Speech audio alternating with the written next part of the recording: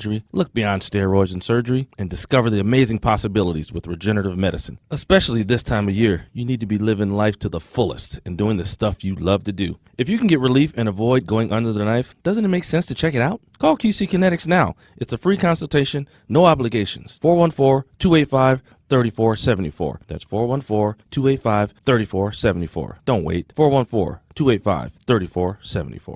Hey, this is Gabe Neitzel. You're listening to 94.5 ESPN, WKTI and WKTI HD, Milwaukee. A locally owned Good Karma brand station. QB Watch is over, and number 12 has a new home. The Packers are trading their four-time MVP Aaron Rodgers to the New York Jets. This is special Packers coverage on 94.5 ESPN. Broadcasting live from the Gruber Law Office's One Call That's All studios at the Avenue.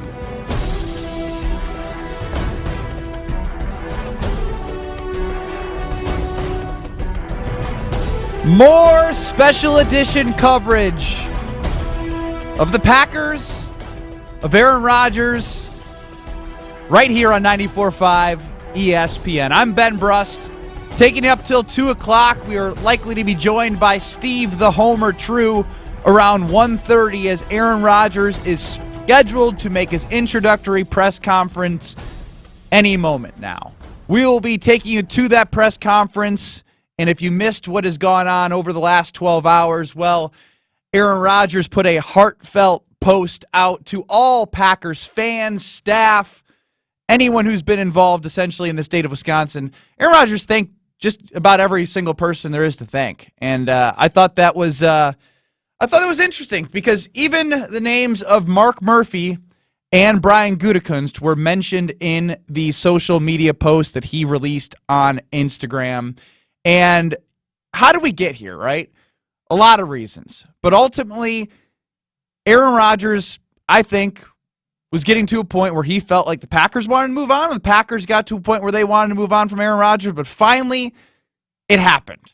A trade was made after Aaron Rodgers said he intended to play for the New York Jets. And so what that trade was is the Jets are receiving the number 15 pick from the Green Bay Packers and the 2023 fifth-round pick this year. In return, the Green Bay Packers get a pick swap, the 13th pick of the 2023 NFL Draft, a second-round pick, number 42, a sixth-round pick, and a conditional 2024 second-round pick that will become a first if Aaron Rodgers plays 65% of the plays. If you want to get really specific, because I like taking the calculator out, that is 11.05 games. So it'll be really interesting from when Aaron speaks to the NFL Draft tomorrow. That pick swap is already becoming interesting to me. When you think about the 13th pick of the NFL Draft going to the Green Bay Packers and rumors of what the Jets are potentially trying to do with that 15th pick. Maybe a Jackson Smith and Jigma. And we'll hit on all that with Homer when he joins us around 1:30. But coming to the podium now to be introduced as a New York Jet, yes, that still feels weird, is Aaron Rodgers.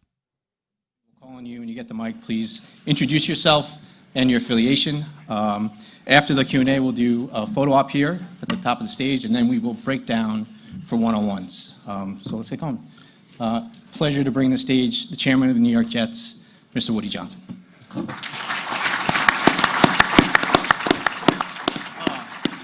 Thanks, Eric. Good afternoon, everybody. How are you all doing? Really good. This is a happy day for my brother and I, for the organization here, and especially for the Jets fans all over.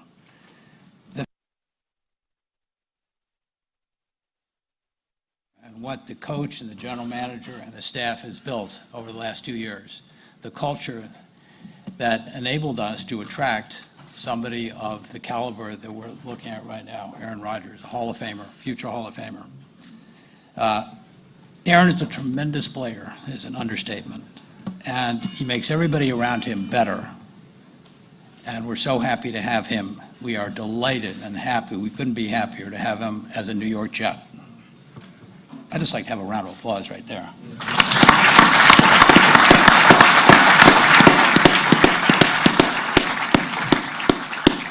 Welcome to New York, Aaron. We're glad to have you.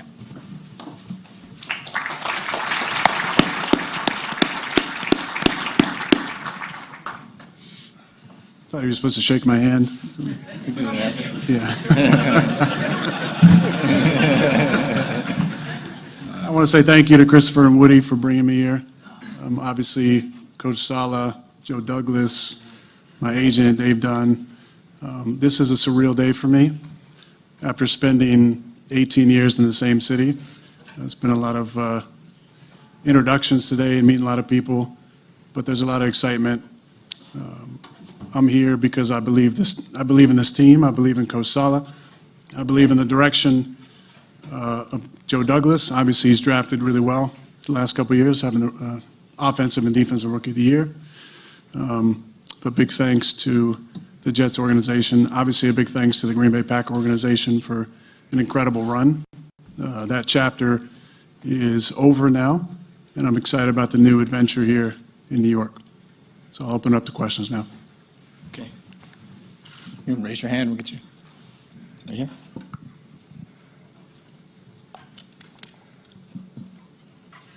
Hi, Aaron. Welcome. Congratulations. Tina Cervastio from Fox 5 New York. So you mentioned the draft just now, and you believe in the direction that Joe Douglas is taking the team, but what really attracted you to make you start thinking that the New York Jets would be the next team you would play for? Well, they smoked us last year, so I knew they had a good team. We got to practice against them a couple years ago, and I got to get to know Robert a little bit more, and I've always loved what he's all about. We played him in San Fran a few times, and mostly they got the best of us. But I liked the way that he was leading, his coaching style. A big reason I'm here, I got to mention, is Nathaniel Hackett, who's here. Hack and I became really close friends for 3 years in Green Bay, and I love him like a brother, and I believe in him, and I'm really happy to be back working with him again. Obviously, Joe has got a great track record so far of drafting some incredible players, but it takes a system, and obviously Robert has the right sauce, so I'm excited about getting to work with him and Brick and Mark Kwan, former teammate of mine, and it's a great staff. But you know, I'm an old guy, so I want to be a part of a team that can win it all, and I believe that this is a place we can get that done. Right over here, Rich. Hi, Aaron. Rich Salini, ESPN. It's been about 6 Hi, weeks. Hey, it's been about 6 weeks since you said on McAfee that you wanted to play for the Jets. So I'm just curious, what was it like? This process lasted a pretty long time, longer than people expected. What was it like for you waiting the 6 weeks? And was there any point where you thought maybe that this trade would not happen? And when did you know for sure that you were going to be a Jet? Not really. I believed it was going to happen the entire time. Just a matter of, I think, waiting each other out. My intention coming out of the darkness was to pursue this opportunity, and I enjoyed the meeting with, Woody and Christopher came out, these two guys, Hack, Jaime, and I just got a great feel with all those guys about the possibility. And as I leaned into it, getting back into some more strenuous workouts, I just really believed that this was where I was supposed to be. A lot of things had to come together, and I believe there was some major synchronization to make this happen. But I'm excited about the opportunity here. I always believed this was possible, and things moved pretty quickly on Monday, and thankfully I'm here now. Bruce. Aaron, Bruce Beck, NBC4 New York. Hey, Bruce. Welcome. Thank you. How driven are you to win for this fan base, which hasn't been to the playoffs since 2010, the longest stretch in professional sports for the 4 different leagues right now? I mean, it's exciting. The Jets have an incredible, passionate fan base. I saw that last year at Lambeau. Obviously, you know about Fireman Ed and his passion for the team. I think that's an exciting draw to this as well, as being a part of something special. I grew up watching old VHS tapes of the Super Bowls, and so obviously I know about the guarantee and Broadway Joe. Been a while since then. I noticed walking in this morning that Super Bowl III trophy is looking a little lonely. So, Brian. Hi, Aaron. Brian Costello, New York Post. In your view, is this you're here for 2023 and then we'll see what happens? Or do you view this as more than a one-year thing right now? Yeah, right now I'm just going to focus on this season. And I'm excited about being here. I expect to be here for the duration of the offseason. And I'm excited to get to know my new teammates and the coaching staff and the organization.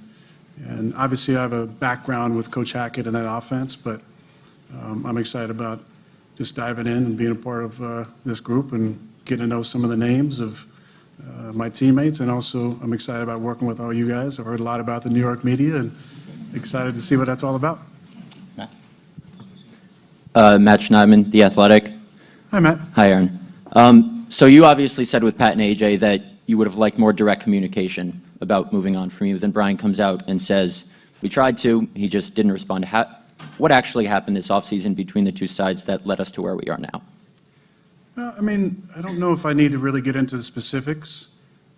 I will say people that know me, I'm fortunate to live in a beautiful house. The only downside is I have very limited cell service. So if you want to get a hold of me, I have to see your face. You got to FaceTime me. So the only response to the communication thing is there's, records in your phone about who called you, when, FaceTime, and there wasn't any specific FaceTimes from any of those numbers that I was looking at. That's neither here nor there because we're at this position. Obviously, that's somehow, what the direction they wanted to go as far as they couldn't get a hold of me, which led for this to be the case. My point was if there was a change that wanted to be made, why wasn't that told to me early in the offseason? Now, obviously, my future was undecided at that time. I didn't know if I wanted to keep playing. I wanted to go into my darkness retreat and sit with it and contemplate. But when I came out, it was evident that it was retire or move on to a new team. Good, right here. Aaron, Joe Messeri, Pix 11, over here. Hi. Hi. You mentioned thinking about retirement. I believe you said at one point it was like 90%. So how much about it was the Jets specifically and what they had to offer? Was it the Jets or retirement? And how much are you motivated by the fact that Green Bay maybe wanted to move on or was ready to move on going into this season? I mean, not really motivated by that, honestly. I'm very self-motivated, and I can find different ways to get that extra little inspiration all the time. When you get older, it's fun to go out and prove it each year that you can still do it, and that's enough motivation I think that I need. But this was a big draw because of the people you see on stage here, obviously Coach Hackett, the opportunity to be a part of a city that's hungry, that's a team, an incredible fan base that's hungry to win again. 12 years without the playoff, not Super Bowl wins since Super Bowl III. It's been a long time. So the opportunity to be a part of something special here, it's different. It's similar to Green Bay in that way. When you win in a city like Green Bay, well, I assume for a team like the New York Jets, you go down in history, and there's something special about adding that to your legacy. Josina. Hi, Aaron. How are you? Josina Anderson, Hi, CBS Josina. Sports. Hi. Good to see you. You specifically said that right now you just want to focus on this season, but can you specify whether you were asked by Jets brass for a longer investment in terms of your time, given the resources that they're giving up to get you? And then can you specify when you plan on practicing and if that is before mandatory? The first part, there wasn't any specific conversation that I would like to share with that. Again, I'm an older player, so there's a lot more than just the playing part. There's the body part that comes into play. But the reason I take care of myself is to allow myself to continue to play into my 40s. And I'd always dreamt about being a starter at 40. I'll turn 40 in December of this year. But I'm going to be here for the foreseeable future. I think it's important. Obviously, I know the scheme that Hack's putting in. There's some tweaks.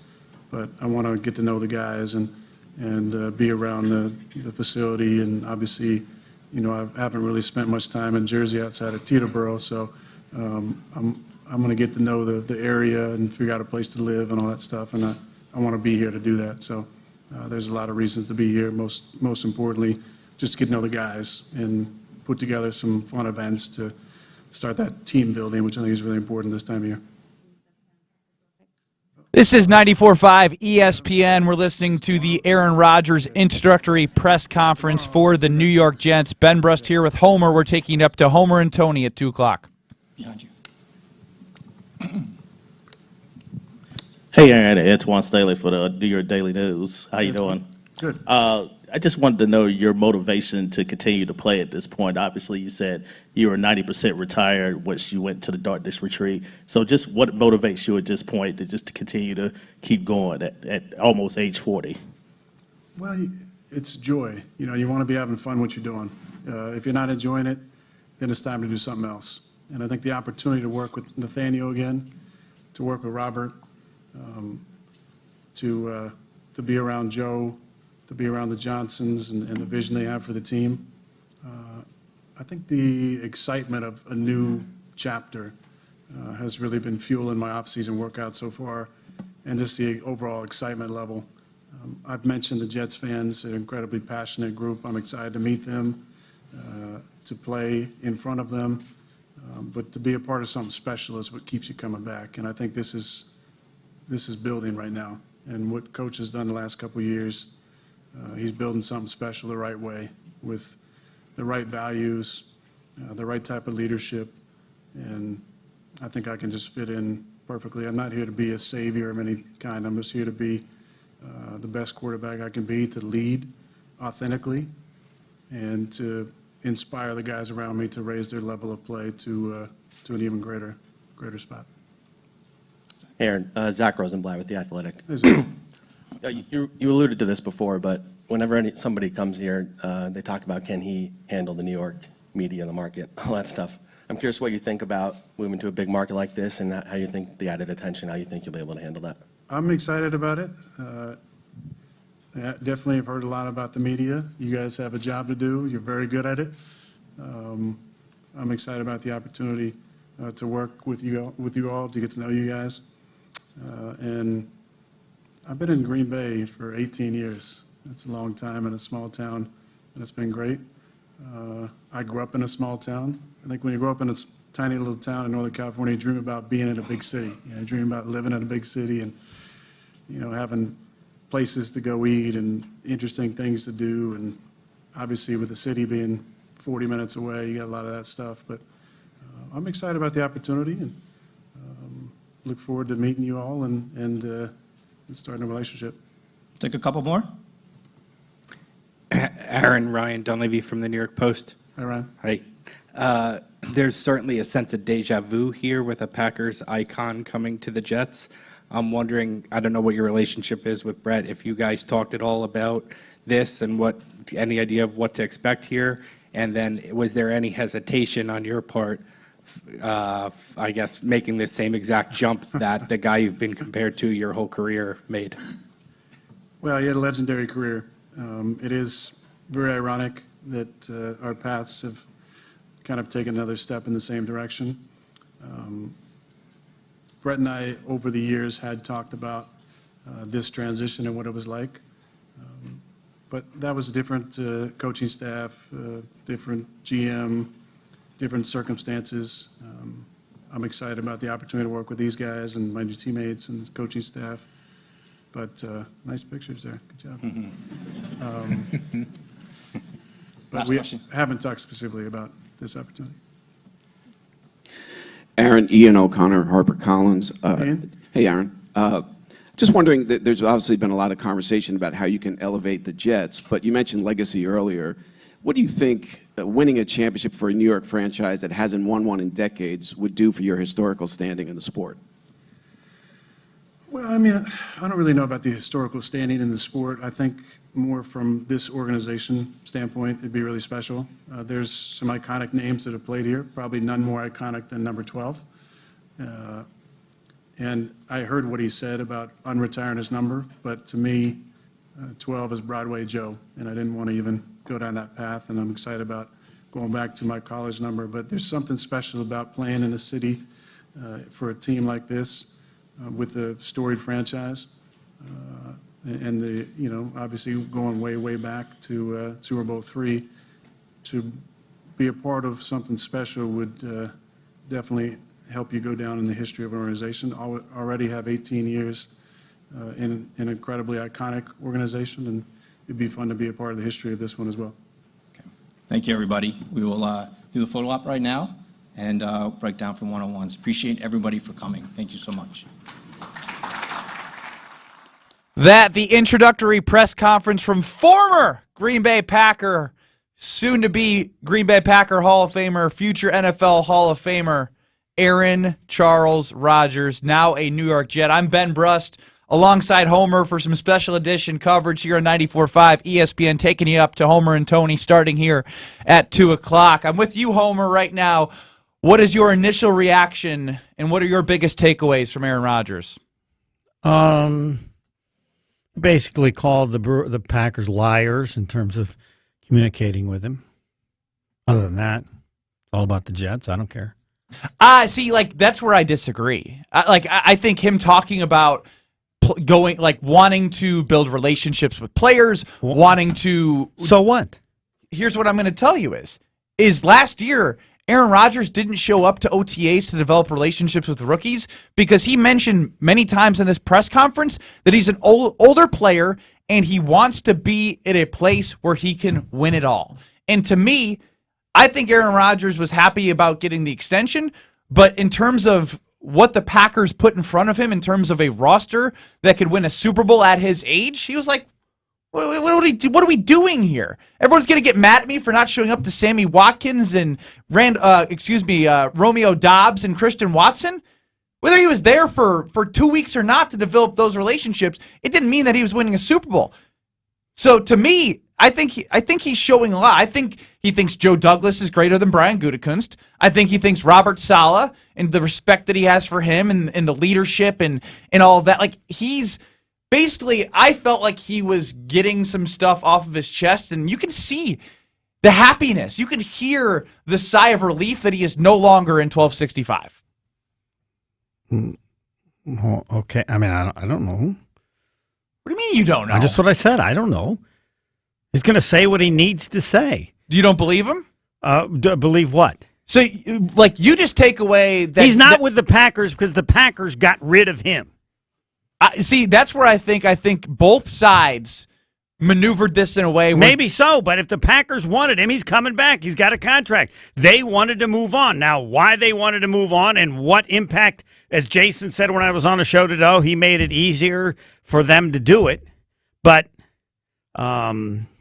ultimately, if Aaron wanted... all his doing with the players is just going to make some fans of Green Bay hate him. Like, he'll be with the players now, but he wasn't last year. He had a whole new team last year. He had brand new young wide receivers. His team was as young in Green Bay for what he needed to work on as the one he's going to have with the Jets. But he's with the one in the Jets. There's no way you can dispute that. What I can dispute is what? They were 7-5 last year without a quarterback. They now have a quarterback and have those pieces, and Garrett Wilson, who's coming into his second year, who with Zach Wilson and Joe Flacco and Mike White throwing to him, won AFC Rookie of the Year, Offensive Rookie of the Year. Yeah. He's excited about that talent there. If I'm Aaron Rodgers and I'm coming off of back-to-back #1 seeds in the NFC, and Brian Gutekunst is rolling out the roster in which he did in the summer for Aaron to show up, the only I'm not thing he showing got up rid either. of Devontae Adams. It wasn't. I don't believe he didn't. I believe he showed up. I believe he was hurt a little bit. He just didn't have a very good year. Do you think that last year's team had an opportunity to win the Super Bowl? I think the organization believed that they did. They were wrong. They also thought Aaron Rodgers could carry average players further than he could. He couldn't. That's why they weren't average players. Sure, there were two rookies and a third string in Alan Lazard. Right, one rookie played like the rookie Randy Moss for 4 games. For 4 games? Yes, that's 4 games. That's not going to win you a Super Bowl. Sure, it'll get you into the playoffs. They didn't make the playoffs last year because Aaron Rodgers wasn't good enough. Yes or no?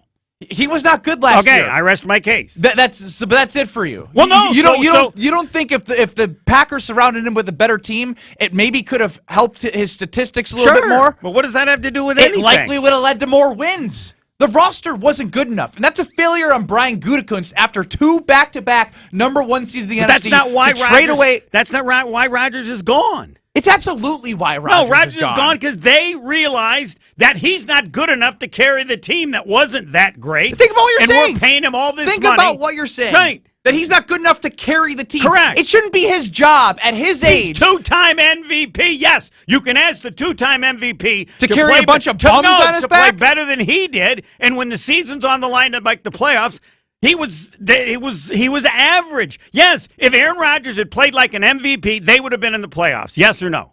Of course. I rest my case. But he regressed, and guess what? The Packers not believing in him this coming year is my favorite part about all of this, because Aaron said it. Right. Let's dive into this thing, which is the funny part.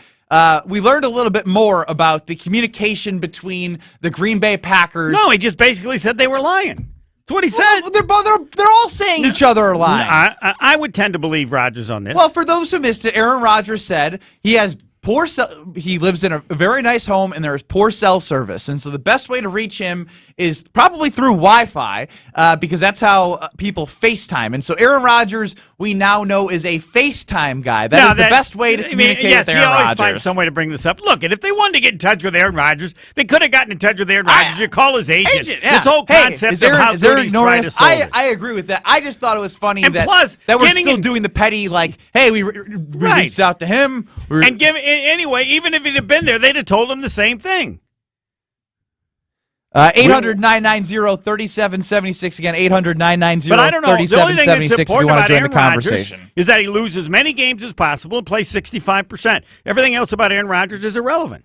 His job is to lose as many games as possible and play 65%, so the Packers get as good a first-round draft pick as possible. Yeah, there's no other interest in anything he does. See, that's where I disagree. I think that is what's best for the Green Bay Packers. 100%. The best thing that could ever happen is they go 0-17 and he plays more than 65% of the snaps. What else should I care about with Aaron Rodgers? He's a quarterback on another team. What? So, but my thing is that what you need to realize is Aaron Rodgers is coming in here and saying, hey, that Super Bowl III trophy is looking very lonely. And, of course, he has his sights set on a Super Bowl. And I think that is some transparency that we haven't heard from him. He feels like they can do that saying with the what he Jets. has to say. Whether he believes it or not, he's right. Fine, just like his Instagram. Bunch of crap. So you just don't believe anything Aaron Rodgers says anymore. Aaron Rodgers had problems with the Packers. He had problems with people there to say, this is what everybody does. I love everybody. I love this and that. Give me a break. Did you say in there you're sorry for anybody who would have offended, who had difficulty with you in his Instagram? No, but that's the world we live in. You just say the right stuff. Everybody goes, hey, you're nice, fine. Then you move on. It's all crap. Everybody knows it's crap. Did he leave Green Bay in a good relationship with the management of Green Bay? Yes or no? No, but okay, you wouldn't know it from the Instagram. I love this person. I love Murphy. I think there's something about taking the high road. He's gone. Yeah, something. You just proved my point. Something about taking the high road, even though it's all lies. He's never taken the high road, and this is a way that. So he has. you'd rather have. But here's what I'm saying. You think that all that matters is him sucking. You want to tell me you want him to take the high road, even if it's lies? Sure. Okay, yeah. all right. It'd actually be progress. It would actually be progress. For Aaron Rodgers' sake, but hear me out here. Yes. You think all that matters is that the Jets suck.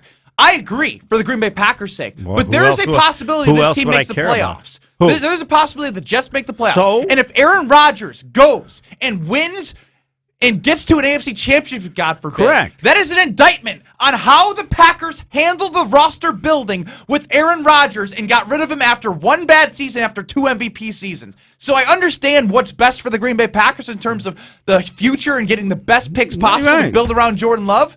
But it would be, in my opinion, a fireable offense if Aaron Rodgers wins a Super Bowl with the Jets and Goody's looking at himself and thinking, oh, look what I surrounded him around with an 8-9 squad. Fireable offense will depend only on how good Jordan Love is.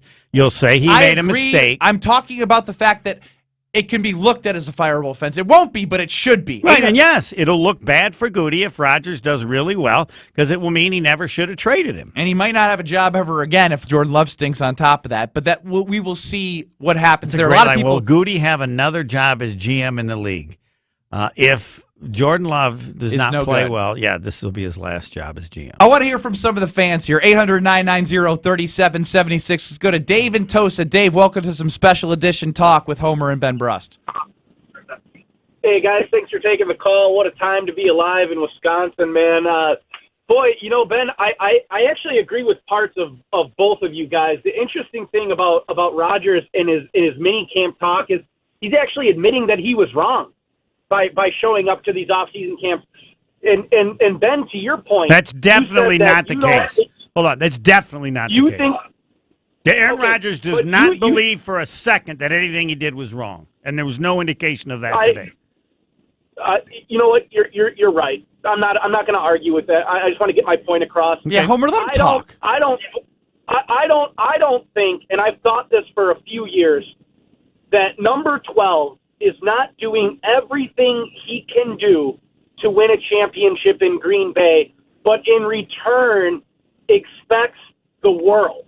And I thought that last year. Ben, you're right, dude. That roster wasn't good enough last year. It straight up wasn't. It's obvious. But it is a weak conference.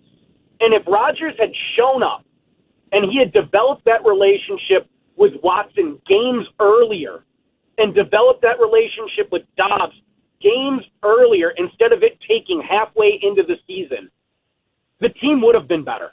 So, Dave, thank you for the call. There's a couple things I have for you there. What's interesting about that is I don't believe any of that.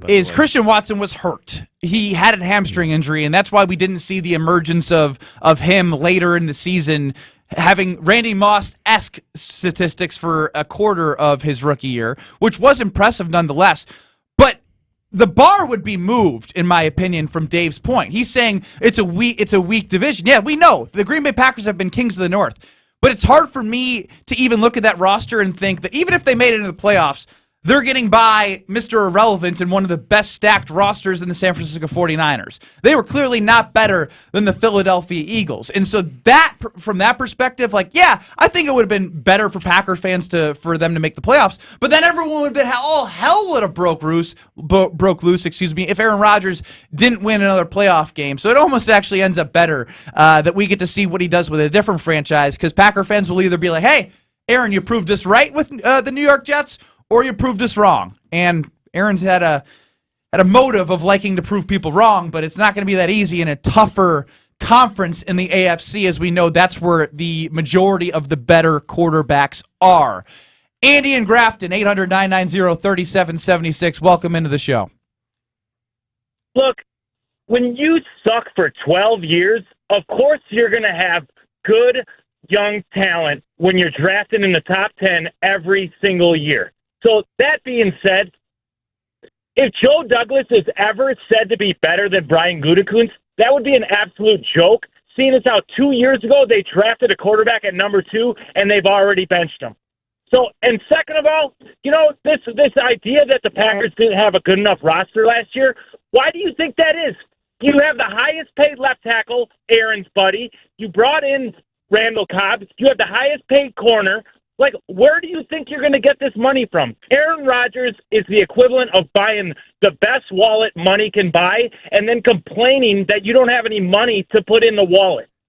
Andy, thank you for the call. I would like to mention that the Packers were in the positive from a cap space perspective. They had like $14-15 million of cap room to make moves, but it didn't make sense for them to make the moves because guess what? The roster wasn't good enough as comprised. And what's interesting is... No, the quarterback wasn't good enough anymore. Okay, sure. You when you say anymore, are you saying like he's never going to be good enough again? Do you not believe in him moving forward? No, I do. I think it'll prove that it will be shown that they were wrong to have him leave. No, I think he's going to do well with the Jets. I think he's going to win a playoff game. But that doesn't change why they did what they did. I still think it's fascinating that we are going to sit here one day away from the draft and everyone's asking for a tight end. Everyone's asking for a wide receiver. And off of the first time that the Packers went to the NFC Championship under Matt LaFleur, they drafted a quarterback and a running back in the first 2 rounds. And like that's how they started to roster build after an NFC Championship game. No, roster build is what you do throughout your draft and free agency. Yeah, but Homer. His premise about first-round picks is just crap regarding wide receivers. Before 2019, the first time they signed anyone, since Ted Thompson barely signed anyone, was they made a splash. They got Adrian Amos, the Smith brothers, and Billy Turner. That was part of roster building. Right. But to go into the draft in which the first 2 rounds are, guys, think about this. Yes. Jordan Love and A.J. Dillon, the 2 picks of the 2020 draft, coming off of that first NFC Championship game where they had no business playing the San Francisco 49ers. They ran all over them, right? They were exposed from a defensive running perspective. Those 2 guys, if you draft guys that are going to be, I don't know, in their 3rd, 4th year now, last year and this year, Those are guys that could have made an impact in making the roster better than drafting Christian Watson and Romeo Doubs, who I look forward to seeing as Green Bay Packers. But that's the difference of where they put themselves from a roster perspective. They did not build depth at the position where they needed most, and now they're starting that position fresh with Jordan Love, which to me is backwards when you have a short window. No, they started and a Hall it of Fame fresh quarterback. last year. That's what I'm saying, which is essentially for Jordan Love, because the roster wasn't good enough for Aaron Rodgers to win a Super Bowl. No, it wasn't good for. I mean, I don't know what they drafted young wide receivers last year with Aaron Rodgers coming back. So I don't understand. Like, they already did it last year. Now the mistake. But my point is, if they did it coming off of the first NFC Championship game where they were building towards something, I know they could have built momentum and depth at that position. No, they felt they needed to build the defense. I mean, they've always felt they needed to build a because defense. The history of the Packers But they also drafted Jordan Love. Well, again, they drafted Jordan Love, I'll always believe, because Goody thought he was one of the top players in the draft, just like the reason they took Aaron Rodgers. And that's what's fascinating is, Homer, you've hit it on the head with one position, one first-round pick does not, determine how somebody drafts so that they didn't care about Aaron Rodgers. I'm also convinced that they knew Aaron Rodgers would be mad, but they didn't care because he's always mad about something. So, but the premise is, the problem that Goody mistaked as far as the offense was, he didn't bring in outstanding wide receivers, or the ones he tried were all those years before that. Ted Thompson had good wide receivers. But that's my point, Homer, is he could have done that in the draft, whether it be in the second round. Instead, he drafted A.J. Dillon, which, I'm sorry, you can love him how great he is in the community. He's replaceable. He is a very replaceable running back. 800. The problem was long before that year in terms of how he approached the situation at wide receiver. But then it was too late. Go back and look at getting Jennings, and then getting Jones, and then having them, and still getting Nelson, and then getting Randall Cobb, Devontae and Adams, getting Jermichael Finley, and then so the history will show that Goody screwed up long before it got to this point because he didn't have enough weapons. I agree. For Aaron Rodgers. We agree, and that's what I go back to. 800-990-3776. Let's go to Justin in Menominee Falls. Justin, welcome to Special Edition Talk with Homer and Ben here. Hey, guys. Thank you for taking my call. I'm actually going in my backyard, listening to all the conversations, enjoying this semi-warm day. And I have to say, I listened to Aaron Rodgers' press conference. I'm smiles ear to ear. I'm so happy for him. I really am. I'm happy for the Green Bay Packer organization with all the draft picks we're about to get. And, I'm going to say this to you guys, to all the callers listening. We all need to take a deep breath. We all need a woosah. We need to take a deep breath and calm down, because I think this is going to determine whether or not Goody is a genius of a GM or not. I really do. I think that this draft is going to make him or break him. I think this upcoming season is going to really show how much the Packers relied on Aaron Rodgers. I'm hoping, obviously a diehard Packer fan, but I'm a diehard Aaron Rodgers fan. I'm obviously want the Packers to be successful moving forward. I don't know what to think of Jordan Love because we haven't seen him. Mm-hmm. I truthfully feel like over the years, Rodgers has been putting the Packers on his back. And, yeah, Rodgers wasn't that good last year. He was injured. He hadn't had the chemistry with the wide receivers and the other teammates.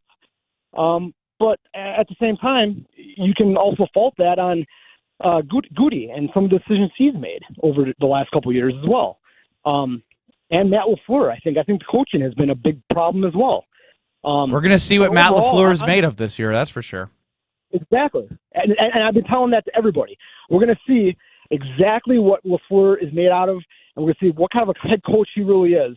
Because, truthfully, I'm kind of skeptical. I'm kind of thinking Rodgers was the one that was kind of leading the way here. And Justin, appreciate the call, and I think what you said is interesting, right? I was watching the Aaron Rodgers press conference, and as you, someone who is a diehard Green Bay Packer fan and a big Aaron Rodgers fan, I think everyone is taking a big, deep breath, right? There's a lot of gratitude that a lot of the older players, I'm sure, have. Aaron Rodgers posted about Preston Smith. He posted about Aaron Jones. Posted about one of his great buddies, David Bakhtiari, and obviously other older Packers that haven't been around the Matt LaFleur era. And so now that you're moving on to Jordan Love, there's a deep breath of like, all right, he is now a Jet. The Packers can now move on, and their focus now is what are they going to do with 13, 42, and 45.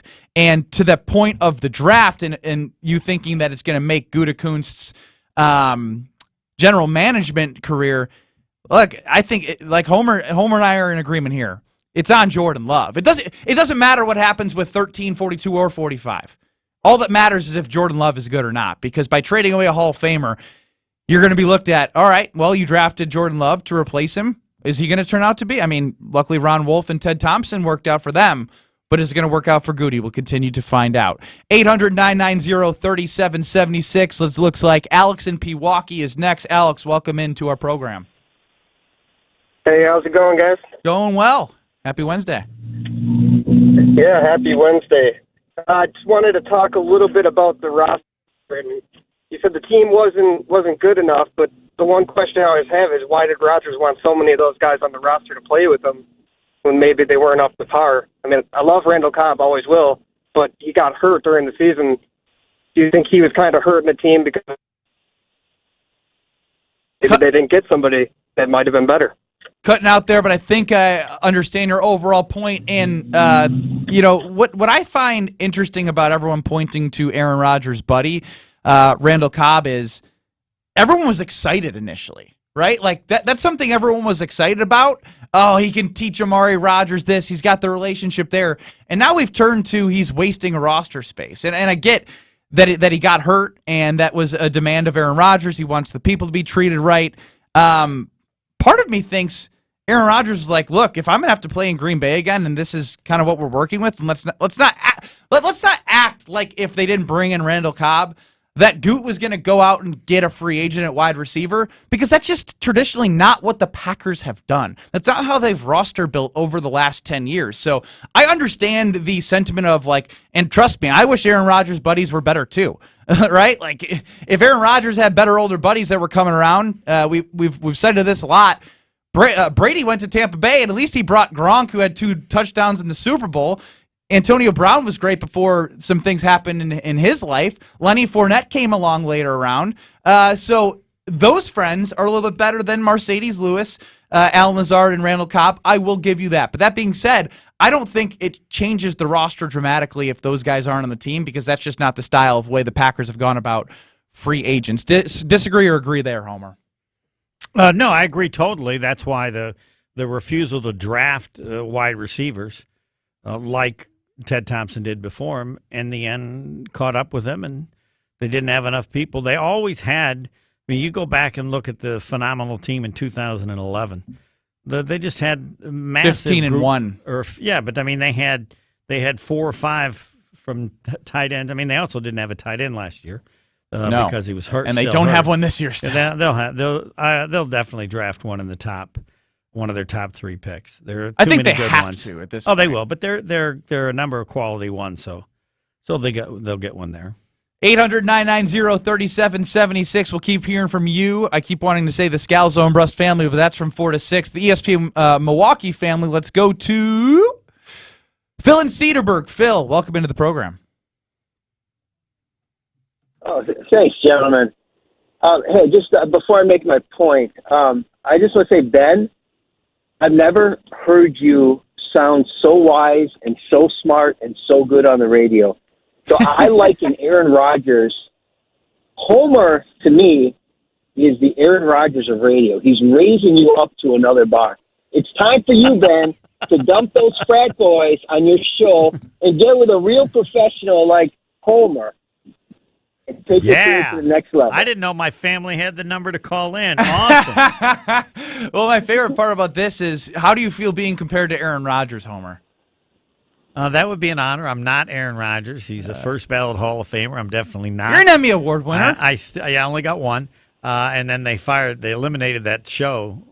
They eliminated my show 2 months after I won the award, so clearly it made a whole lot. Phil in Cedarburg, I look forward to you telling the frat boys I work with from 4 to 6 the same thing.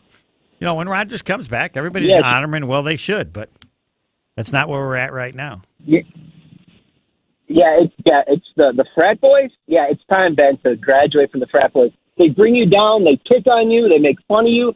And I'm hearing you today, and I'm going, this guy knows his stuff. They make me better every single day. Yeah. They make me better, Phil. Scalzo and Brust family for life. Thank you for the call. Let's go to Jason in Germantown. Jason, how are you? I'm doing great. How are you guys? Doing well. What's your takeaways from Aaron Rodgers' press conference? How are you feeling? Well, like a couple callers ago, I'm happy for him, and I'm happy for the Packers. It seems like an amicable split. Rodgers is landing in a good spot, for his last couple of years. The Packers need to see what they have in Jordan Love.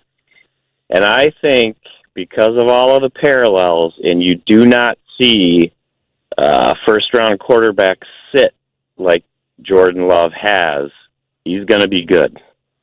Maybe not this season, but he's going to be good. And I also have a very compelling question that I think Homer's going to love this one, that I came up with this morning. We've been discussing at work all day and not doing anything.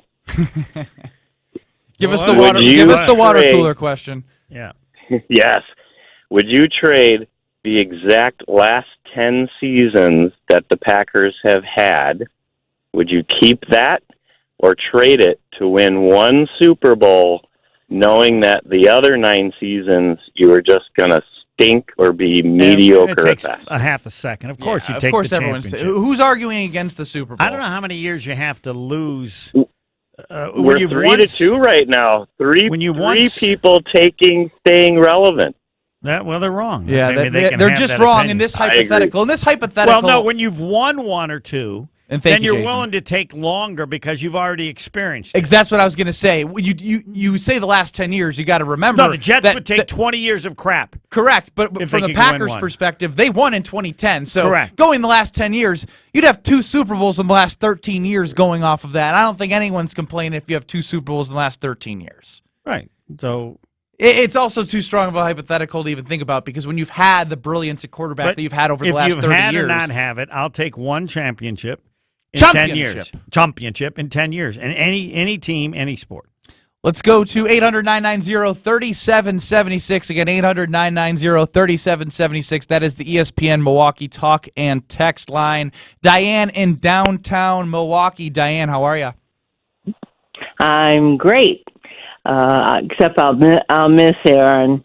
I really will, but I'm a long-time Packers fan, going back to Ray Nitschke, Paul Hornung, Bart Starr. Not Don Hudson, though. All the great ones. And you were on the right track. Aaron, I saw the handwriting on the wall when they didn't sign Jordy Nelson up. I mean, it was otherworldly, the connection that Aaron had with Jordan Nelson. Otherworldly. I couldn't believe it. I'd never seen anything like that. And when they didn't sign him, Aaron, it took the air right out of the balloon, and that was the end of Aaron Rodgers and the Packers. I think that's an interesting call because when I think about the Jordy Nelson situation, it wasn't that they didn't re-sign him. It was that Jordy Nelson was offering to take less money, and the Packers didn't even look at taking him. He had a season with at the time maybe Oakland Raiders. I don't think they were Las Vegas yet. He had a season in which it was good. It was solid. It could have been great with Aaron Rodgers if he was able to be average, not with Aaron Rodgers. Just we know what he could have been without him. But forget the on-field play for a second. I think the overall point about the Jordy Nelson situation was the exact reason why Aaron Rodgers did a 45-minute press conference after going to Hawaii, hosting Jeopardy, doing ayahuasca, all that, right? The entire 2020 offseason was a circus. Then he comes back to the press conference and talks about how it's about the people that make up the organization. And he's talked about how vets may not have been treated in a way that he would have expected, that Bob Harlan wouldn't have treated him that way. And he really came at the organization from that standpoint. So in a way, you're not wrong that I think that was part of the writing on the wall for Aaron. And I think that we know that I think Packer fans are happy. I think in 2 years it'll be interesting to see if they're still happy because there's a lot. I don't think they're happy. You think they're? I mean, the vibe is they're convincing themselves that they're happy. No, I think if we took a poll, the majority would be sad that he's not quarterbacking anymore. No. You don't think so? Not All a chance. All right, let's That's put it up. Discount Liquor Twitter poll right there. ESPN Homer says that. Are you happy or sad that Aaron Rodgers is not the quarterback for the Packers this season? Right? Yeah, I think it's going to be 70% happy. I'd say 60 unhappy. Wow. But we'll see. We are on different ends of the spectrum. Yes, because I think way more attention is given to the people that are negative, and I don't think that the percentage is as high as people think. I think Love will get to the Super Bowl before the Jets ever get one. LOL. I mean, that's Dave from Aaron. I think that's just taking a shot. No, the great thing you'd like to have happen. It's not as good as Brett Favre, going all the way and then throwing an interception. But, you'd like to have Rodgers do good and then screw up, fumble the ball, and keeps them. Now, it isn't the same as the Vikings because it's not as much a rival. But there's just if you like Aaron Rodgers, that's fine. But to root for him to do well is wrong. For your Packer fandom. If you're a Packer fan. The Packers benefit from Rodgers being bad. Now, if you didn't have the draft situation with the draft pick, then it wouldn't matter one way or another. You can do whatever you want. But the Packers benefit from Rodgers playing 65% and losing. Yep. They could have a pick of 5, 6, 7 in the draft. So every Packer fan, now Mark Tauscher said he's not going to do it, but I said that's his family. Aaron Rodgers is family. He has a personal relationship with him, and I understand that. Understandably so, but aside from that. Yeah, and I want to. Why would we'll I get to want Matt Aaron and Brown Rodgers Deere in a to second. win? Here's another perspective I want to give you on this one, Homer, is say that Aaron Rodgers doesn't play 65% of the snaps, right? The assumption is if he does, the Jets are likely going to, I don't know, at least win 9 games, right? I certainly expect that. The pick either way, in my opinion, is pretty good. Because if he plays 65% and turns into a first-round pick, it's a first-round pick. And if he doesn't play 65% of the snaps, it's going to be in the 30s. Right, but likely, right? This is from a pick hypothetical. is not the same as 5th or 6th or 7th Agree. if the Jets are bad. But my point is if the Jets are bad, I mean, it obviously helps, but even if Aaron doesn't play 65% of the snaps and it's a second-round pick, that also is likely going to mean that Zach Wilson's out there and they stink as well. So the second-round pick's still going to be good too. So I look at it as a win-win either way based off the scenarios of that compensatory pick. Last caller before we get to Homer and Tony starting at 2 o'clock here. Let's go to Matt in Brown Deere. Matt, welcome into our special edition Packers and Aaron Rodgers conversation. How's it going, guys? Good. Here's my thing. I am sad that the Favre-Rodgers era is over. Okay, we're done with that. Aaron Rodgers isn't with us anymore. So I am actually excited about all the picks that we have coming. We could actually be a really good team in 2 to 3 years if if Goody doesn't blow it. We've got a 13th this year. Real quick, how much faith do you have in Goody to not blow it? That's 3 guys right there. Well, we're just going to have to trust them. It's just all you can do is be excited about draft day and see who we get. That's all we can do. I don't really care how well Jordan Love plays this year, just as long as he shows promise. I prefer the Packers to be like 5-12 because that's going to get us a good first-round pick. The other first-round pick is just gravy. We're in the driver's seat, man. Be a Packer fan. Let's roll. That's where I'm at. Look, I appreciate your perspective, Matt and Brown Deere, because it's the cards that are dealt to Packer fans right now. They have Jordan Love. They have lots of picks, and the 2 to 3 year window of building this team around Jordan Love is here. And I almost think of it as 2 years in a way because Mark Murphy retires in 2 years. What happens after 2 seasons if after year 2 Jordan Love doesn't show promise, a new president comes in and says, wait a second, you guys traded away Devontae Adams, Aaron Rodgers, and you put your life on for Jordan Love, and he hasn't done enough for me to come in as the president to feel confident about this organization and where it's moving. So I think that Matt is right. As Packer fans, you should be excited, but you should also know that this also ultimately didn't have to be the way it went down if the front office found a way to connect with Aaron Rodgers in a way to keep him happy, which maybe it was inevitable. Maybe there was no way to keep Aaron Rodgers a Green Bay Packer no matter what, just because of who he is and how the relationship he had formed with the front office was. Yeah, it's a great question. I don't know that if given how he played and the team record, that it made any difference. Right? Like if they make the playoffs and get bumped in the first round last year, is it ain't really that much different than what happened last year? To me, yes. It's not. I mean, they were in a glorified playoff game last year. Well, fine, but then you had to have shown a little more talent than you had. But yeah, to made the playoffs, depending on what happened in the playoff game, yes, it'd be different. But that might not have been different for Goody to say we're not good enough to pay him all this money, and we have somebody else that I believe in. So. What do you and Homer? What do you and Tony got coming up here? Homer and Tony 2-4. Every Packer fan should hope the Jets stink, and that Aaron Rodgers plays 65%. If you don't, and you want the Jets to win, you like Aaron Rodgers more than the Packers, and it's that simple. Which is fine. Nobody makes a rule, but this is not a normal situation. If there wasn't this contingent part of the draft, it'd be over.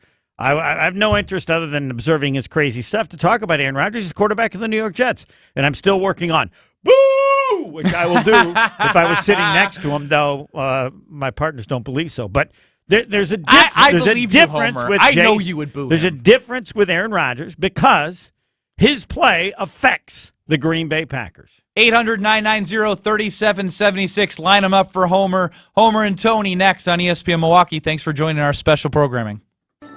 Breaking Packers news on 94.5 ESPN. Aaron Rodgers has been traded to the New York Jets. For all the latest on Aaron Rodgers, keep it locked right here. 94.5 ESPN. It's on